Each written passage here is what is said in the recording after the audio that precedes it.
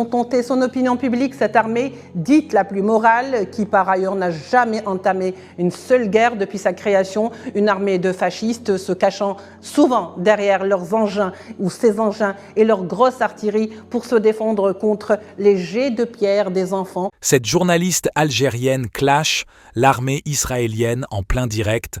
Leïla Gertal, présentatrice chez Al24 News, une chaîne algérienne, a ridiculisé par ses mots les actions d'Israël. Ses propos résument la faiblesse de l'armée israélienne, appuyant que ce n'est pas un peuple habitué aux guerres et qu'il bombarde de jeunes civils. Leur seule force est le montage des images qui essayent de faire en sorte que leur acte soit justifié par des vidéos truquées pour mettre l'opinion publique de leur côté.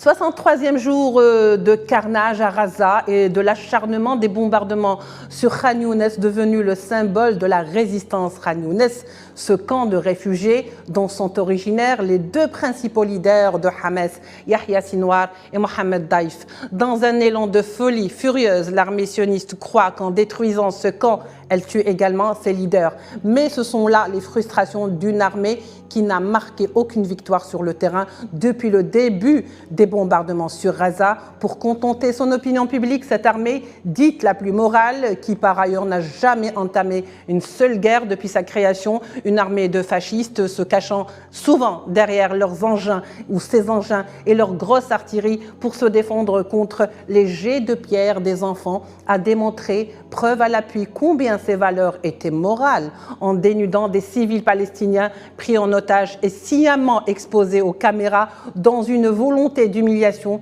et probablement pour saper le moral des troupes des Palestiniens et du monde arabe, pourquoi pas. Bref, la déshumanisation dans toute sa laideur. Et vous, que pensez-vous des propos de Leïla Gertal? Partagez votre opinion en commentaire.